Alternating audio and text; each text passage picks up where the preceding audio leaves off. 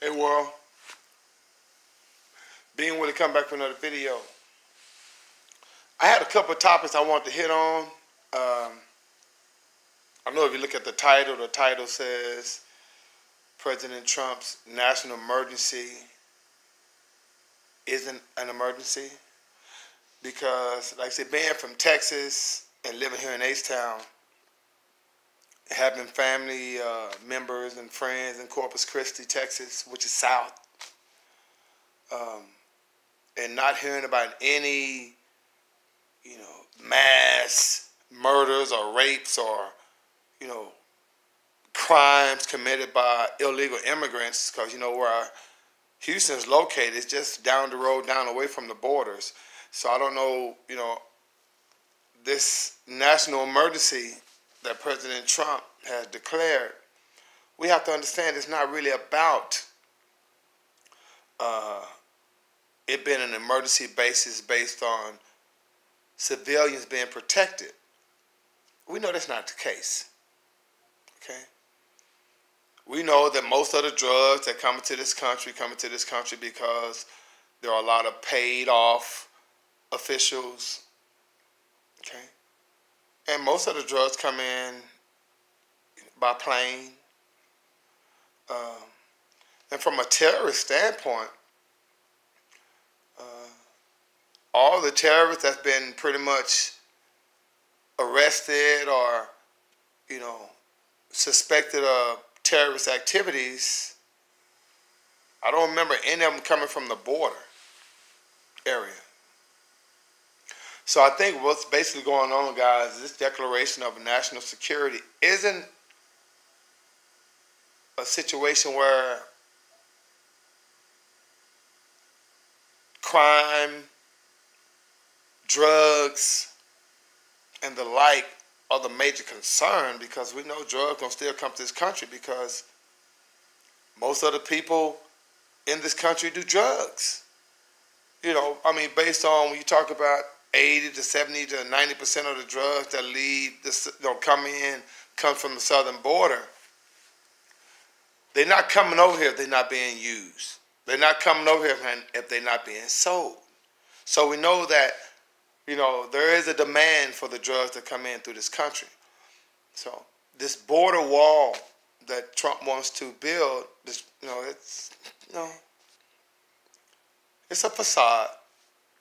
It's to desensitize you for future national declarations of emergency to come. Okay? It's not an accident you've heard about all these mass shootings periodically. Like I said, last year we had the Parkland shooting in Florida. Now, we had that mass shooting here, the worker going into, I think, Illinois, some state in Midwest, where the brother went in and killed a couple of people, 5 or 6 people. My heart goes out to them. But it's kind of setting up for the next president that gets into office to declare a national emergency for gun control, or a national declaration of emergency for global warming or, energy preservation. If anybody out there can tell me what global warming is, and I'm a pretty intelligent guy, I don't know what that is, because I understand that we live on a stationary plane net. I don't believe everything in the Bible, because the Bible is a great source of knowledge and wisdom. But the Bible does, pretty much agree, or not only agree, but, matches up with a lot of the other ancient maps when it comes to our existence. If you look at a lot of ancient maps from different civilizations, those ancient maps pretty much say that we're living on a stationary plane, a stationary planet. Okay? And if you're a Christian, I know all Christians know that we live in a dome, because if you look up what the definition of firmament is, and it tells you about the waters above and waters below in Genesis chapter 1, verse 6, 7, 8, and 9, I know all Christians know that we're not in space. So how can we destroy a planet that's inside of a dome? And in order to combat this destruction, the public has to pay higher taxes. Sounds fishy. So if anybody out there, guys, can tell me what global warming is and how that applies to, energy preservation, or how that affects our Earth, I would really like to know, especially when I'm hearing about some of the coldest winters we've ever had up north. How does that coincide with global warming? Okay? So I just think that it's basically a precursor to what's going to happen in the future. These presidential national emergency declarations. Remember, there's an illusion of control. You don't really have a lot of control. Illusion of choice.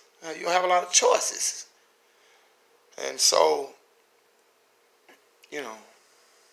the money you pay, the people you put in office pretty much dictates how that money is spent. All right? So, I just want to come back, guys, with a little food for thought. I really appreciate you guys listening to me and subscribing. Make sure you hit the notification button so you know when I'm dropping another video. In the meantime, in between time, guys, may the Most High Society bring you joy. And being Willie Zadi 5000.